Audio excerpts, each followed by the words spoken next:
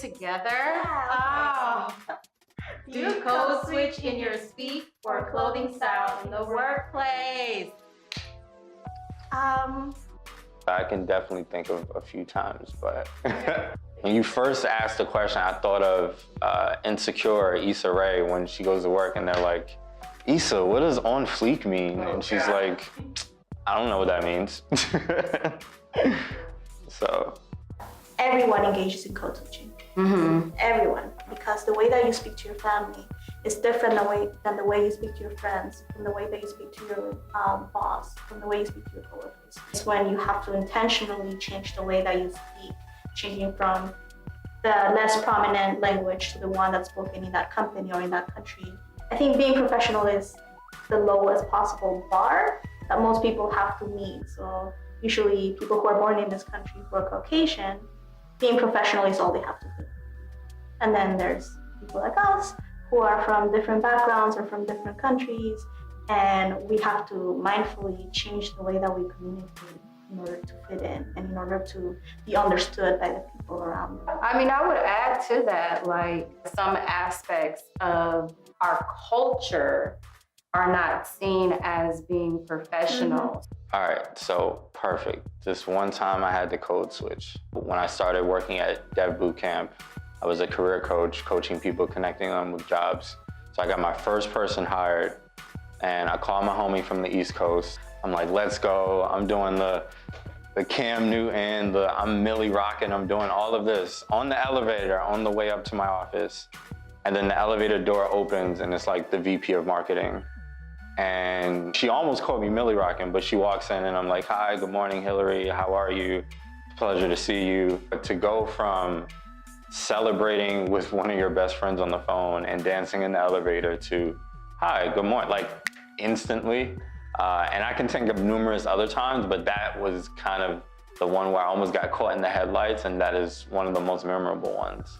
You know how typically code switching is about being perceived as more mature or more professional in your workspace. During my first job out of college, I went to work at Twitter as a trust and safety agent, serving Latin America y España.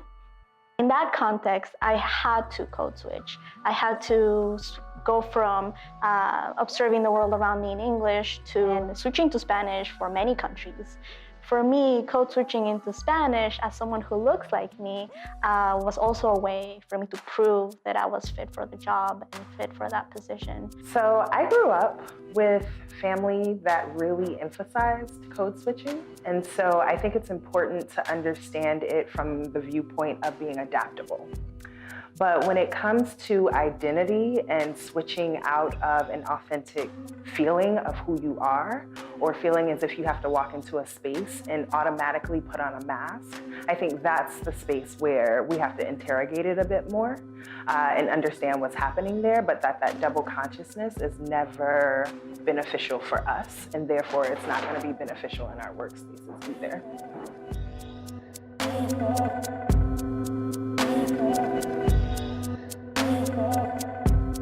Honestly, there's been a lot of opportunities to code switch, if that makes any sense. I don't ever take advantage of them. So for example, during an interview as a Black woman, what goes on through my head is, I'm sure it goes on through many Black women's heads, is how am I gonna wear my hair? If I have an option to wear it anything else but natural, which I would consider code switching, and I never do. I just remind myself like, oh yeah, this is how my hair grows. This is how it's gonna keep growing, and this is how they're going to see it after I get hired. So let's just start there. I do change my lexicon and the way I speak slightly, but when I've never gotten too deep into it to where I'm consciously like making a choice to speak a certain way or a certain dialect to impress my colleagues. But Now, it doesn't mean don't be professional, because that's different, you know, but having to chip off pieces of who you are because we're scared that we might not be accepted. I do my best to make a conscious effort not to do it. If a company was not happy with your hair and that was the hair you were born with, or if you're wrapping your hair because of your religion, then there's something wrong with that company, that environment. That doesn't have to do with being professional, that has to do with being a person. Yeah, absolutely, I agree.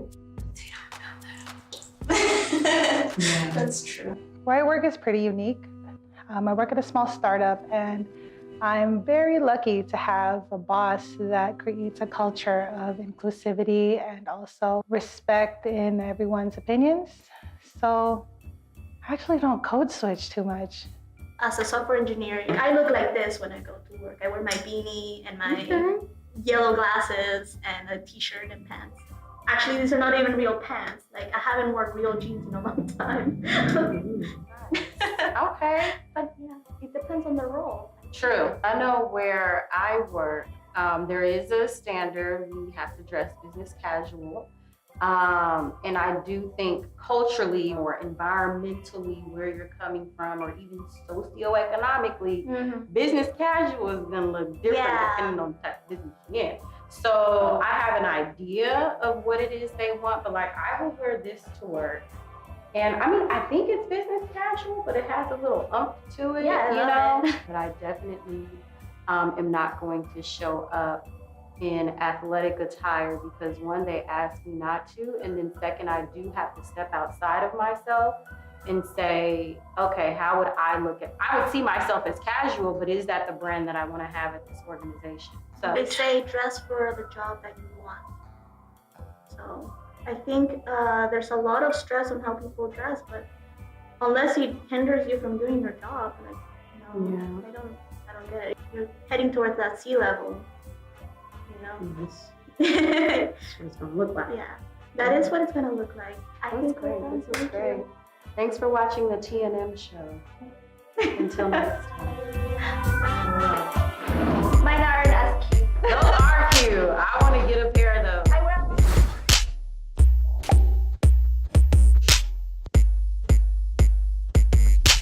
Walk up in this thing like the queen of Zamunda. Don't let the sweet taste fool ya. Baby, I'm a ruler. Daddy, I'm a ruler. Best thing for your health, let me bring it to ya. Boom, boom. You wanna zoom, zoom.